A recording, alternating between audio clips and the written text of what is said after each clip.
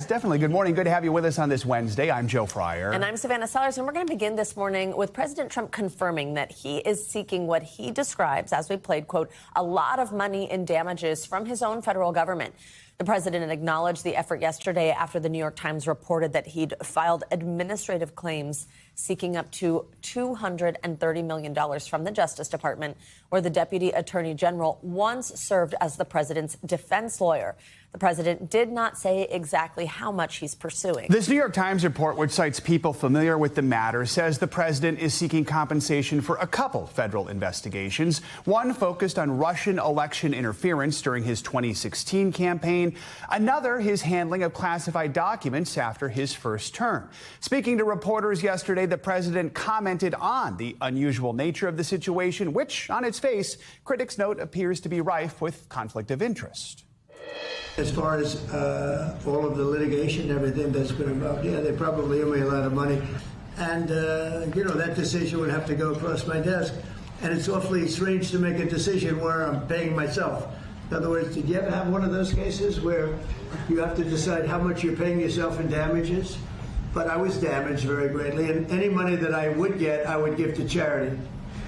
More on this, let's bring in NBC News senior White House correspondent Garrett Haake. So, Garrett, tell us more about why President Trump feels he is owed this money and some of the potential ethical concerns at play here.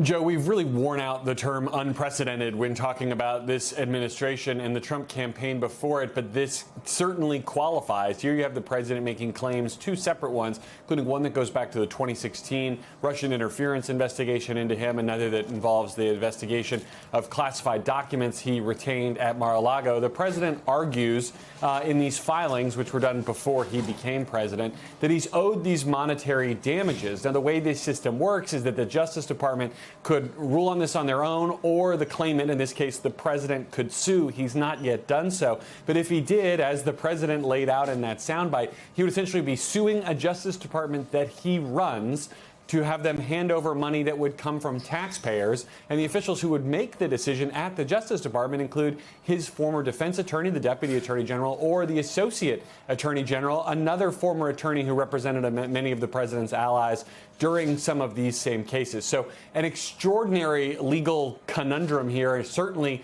rife with ethical challenges, Joe. And another part of the problem is there's just not much transparency into how these decisions would get made. We might be waiting for some time to see what decision, if any, the Justice Department makes here.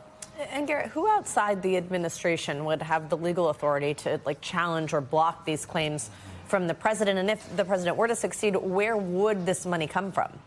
It would come from your pocket and mine, Savannah. I mean, this is taxpayer money that would be handed over to the president, which he says he would then donate to charity. But it is purely taxpayer money. As to who would have the authority to challenge it, that's another one of the unanswerable questions at this point, given the uncharted territory that we're in here. A person might have to prove that they were individually damaged by this. Who would have standing? And again, how would we even know when the payouts are being made are all questions that we simply don't have answers to at this point, given the unprecedented nature of what we're talking about. Garrett, while we have you, let's talk about something else the president's been working on, trying to end the war in Ukraine. There was that proposal on the table for a summit in Hungary between Mr. Trump and Russian President Putin. That's been shelved now. So what happened there? Yeah, I was reporting this out yesterday. It seems that a follow-on call after the president had spoken with Vladimir Putin last week, talked about the idea that there would be this summit. The follow-up call that was scheduled between Secretary Rubio and the Russian Foreign Minister Lavrov to start the planning process did not go well. The White House described the call as productive, but Joe and Savannah, sometimes in Washington, productive is a code word, meaning perhaps overly candid or not especially friendly. It's not exactly clear what went on in this call. But afterwards, both the Russians and the Americans realized the sides were much farther apart on exactly what's wanted here. On the American side, it's a ceasefire right now at the battle lines where they stand. If that's unacceptable to the Russians, it appears the Americans have said, we're not going to go forward with this. We don't want to waste anybody's time. And so the war continues. Another bloody night in Ukraine last night with drone strikes across the country. So no action really to report on these talks that seemed so promising less than a week ago. Garrett, also here in the U.S., we just spoke about this too. President Trump's immigration crackdown spreading to more cities yesterday. We saw these masked federal agents storm a busy Canal Street. This is downtown in New York City's China Hood neighborhood. Big show of force here, total tourist destination. Yeah. What do we know about what caused this? Well, the Department of Homeland Security says they were carrying out a targeted enforcement operation, they call it, against counterfeiters. Then the show of force that you see there came out of what, again, DHS says was a crowd that became agitated and hostile. We have seen this type of thing play out before in other cities, bringing it to New York, a city that the president has certainly targeted in his rhetoric. Would it be, I think, a further escalation of this effort across the country that the president has been talking about to combine his immigration enforcement with crime suppression tactics using federal agents. Guys, watch this space. In no other city have we seen just one of these targeted enforcement operations. Kind of once they start, they tend to continue.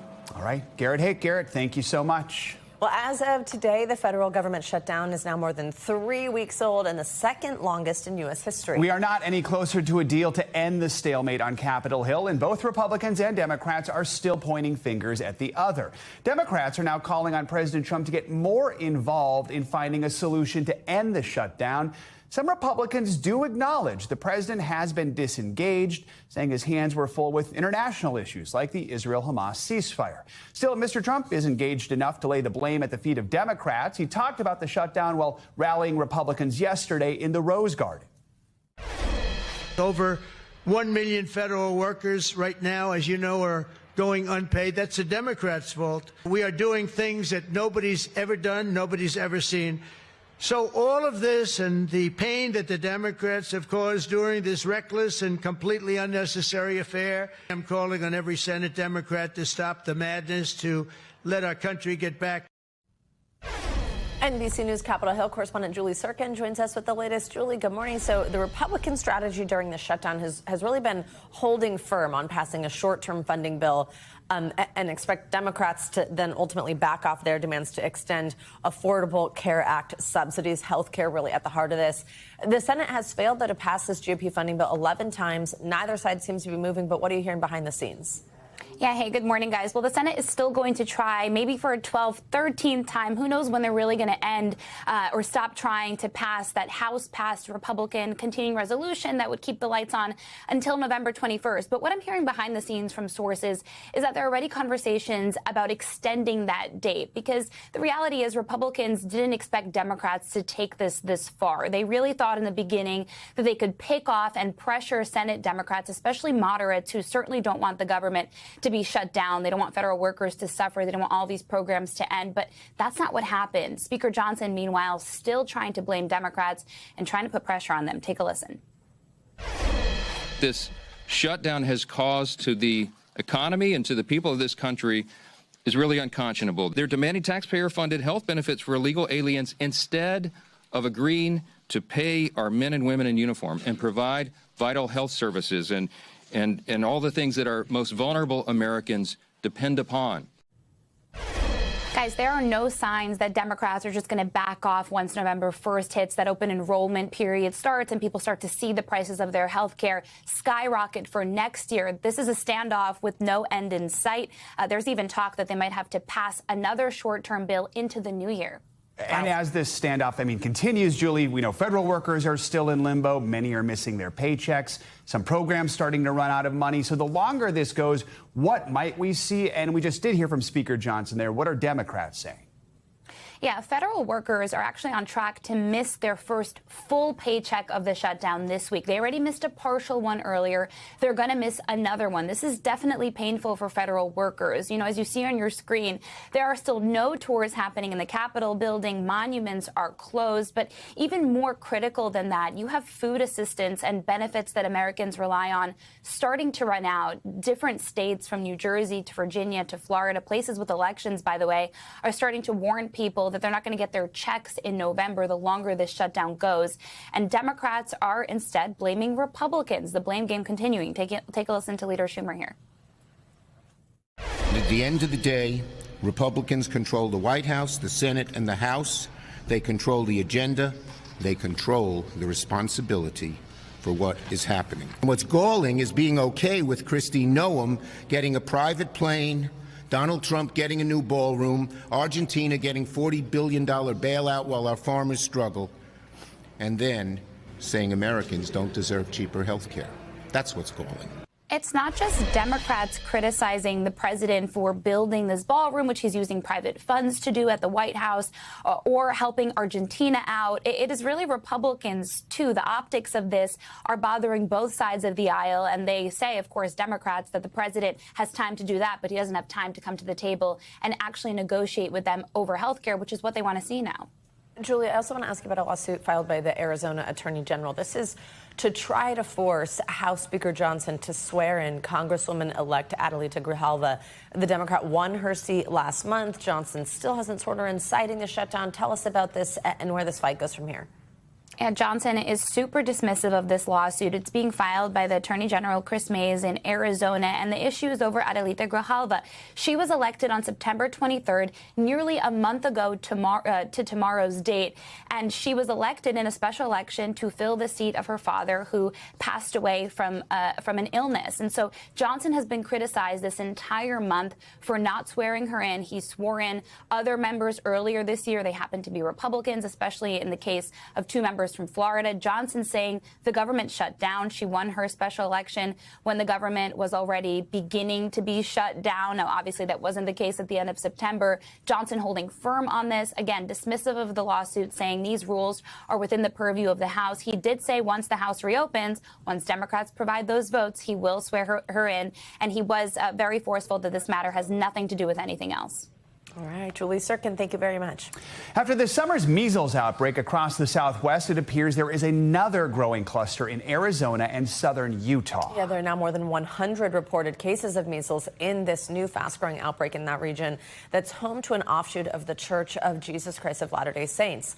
This comes as NBC News data shows that 77% of counties in the U.S. have seen a decline in vaccination rates since 2019. NBC News medical reporter Erica Edwards joins us now from Utah with more on this. Erica, good morning. I mean, we know measles is among the most contagious diseases in the world. Walk us through what is happening in Utah and Arizona. Yeah, hey, good morning. So I am standing near the border of Utah and Arizona, which is now the site of the second largest measles outbreak in the U.S. this year. And health officials here have been bracing for this, right? Because vaccination rates in these areas have been falling for years. Here in Washington County, for example, Utah, the rate is 79% of kids who were up to date on their vaccines. In Mojave County, Arizona, it's even lower at 78%. And now there's evidence that the measles cases are moving out of that epicenter and into other parts of the state, such as Iron County, which is just to my north. Vaccination rates there are at 82%. Remember, we need 95% to reach herd immunity. Joe, Savannah? Erica, earlier this year, we saw a measles outbreak not far away over in Texas. We were talking about a lot then New Mexico. How concerned are officials where you are about this current outbreak? What are they telling you? Yeah, most of the 123 cases so far have been in unvaccinated school-aged kids. Now, I talked with the mayor of one of those affected towns. She said that her residents are actually really paying attention to this outbreak, and they're taking action. Here's what she had to say. I've never seen an outbreak like this before, not since I've been here. I just feel like it's brought a lot of awareness, a lot of education. People have been talking, studying. There's been a sharp increase in immunizations given. All of the cases but one were unvaccinated. So once in a while, you'll have a breakthrough case, a person that has a vaccine history. But most of the time, being unvaccinated is what leaves you vulnerable.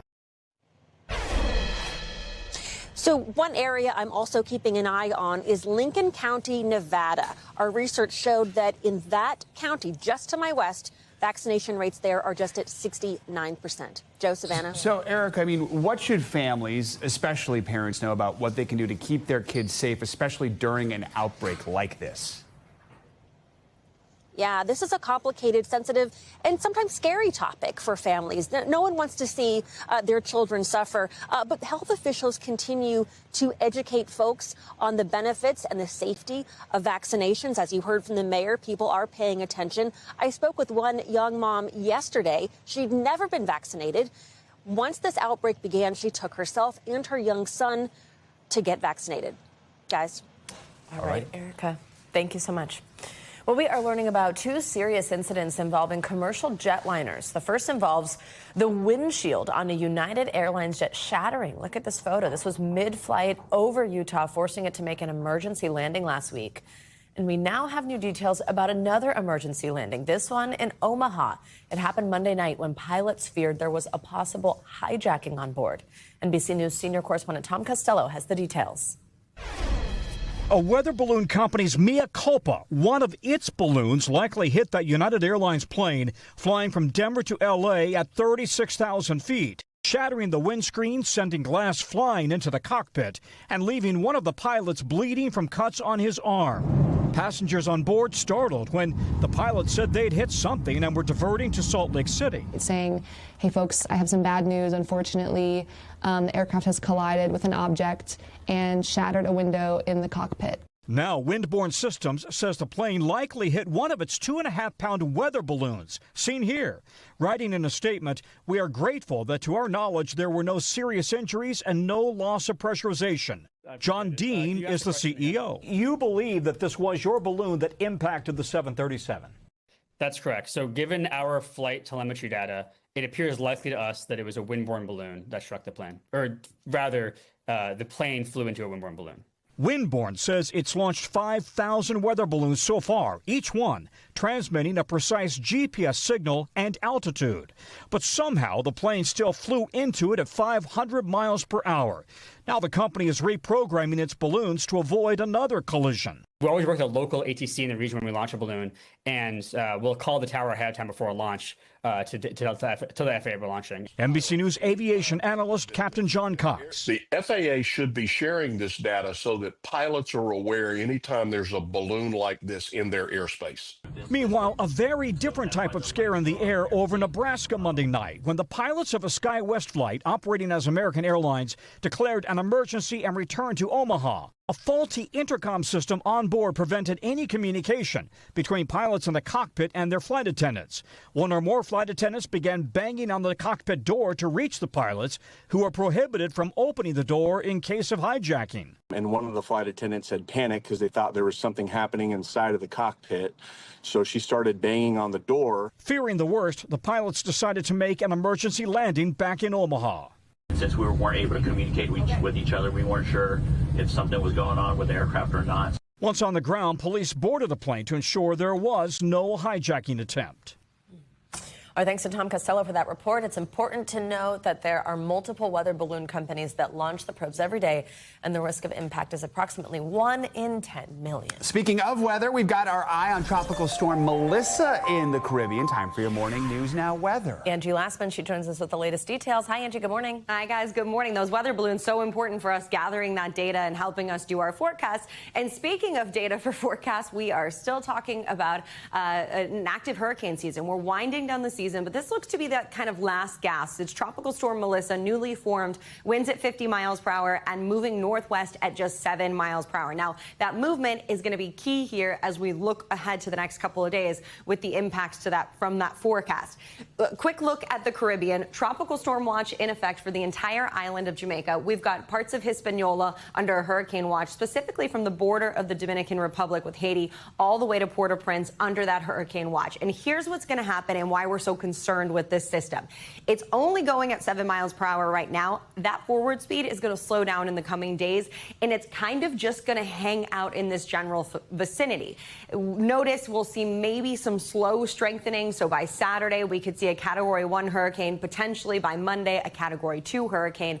But because it's sitting in that same location and not moving a whole lot, we're looking at a really concerning rainfall event. So when you see these systems moving so slow, you increase that potential for rainfall. So here's just kind of a general overview of what you can expect if you see a 20 mile per hour movement with those storms, 5+ inches of rain. When you get to less than 10 and even less than 5, we're talking 20+ inches of rain falling in a general area. So this is what we're going to watch here potentially unfold for folks across the Caribbean. So Jamaica specifically and parts of Hispaniola, Cuba, anywhere in that general area, we could see anywhere from 5 to 10 inches of rain. And I think that might be on the conservative side. We could see some higher amounts, of course, with that. And we will consider terrain, mountainous areas, all of that to include that rainfall and the flooding concerns for folks there. Meanwhile, we've got a Midwest chill happening. We've got frost advisories, a couple of freeze warnings for 12 million people across the Midwest. Temperatures this morning into the 30s in some spots. Fargo, 32 degrees. We've got Omaha, 37 degrees. Madison into the mid-40s. And Columbia checking in at 41 degrees. So a cool start to the morning and also a soggy one in some spots. We've got rain across parts of the Great Lakes and the Northeast. We're going to be kind of in and out of this here for a little while longer as this system works its way farther to the north, up into the St. Lawrence River Valley. Notice it takes most of the rain with it, but still going to see some rain, wind, thunder, and maybe some small hail across this general region with that heavy lake effect rain continuing through the day today. Tomorrow, most of the rain is confined to downwind of the lake, specifically Erie and Ontario, but we will still see those chillier west winds coming in and highs only into the low 50s in some of those spots. So fall temperatures, of course, but a little soggy as well. I was just in the Midwest. I can confirm. The temps dropped. yeah. Hopefully you were They went down. Always. Just a few weeks ago, though, when you were there in a T-shirt. 80s. In the Chicago, it was 87, and then now it's not. Yes. And I have a feeling we're going to settle into this. Probably no 80s coming anytime soon. Exactly. Thanks, Ian. We thank you for watching, and remember, stay updated on breaking news and top stories on the NBC News app or watch live on our YouTube channel.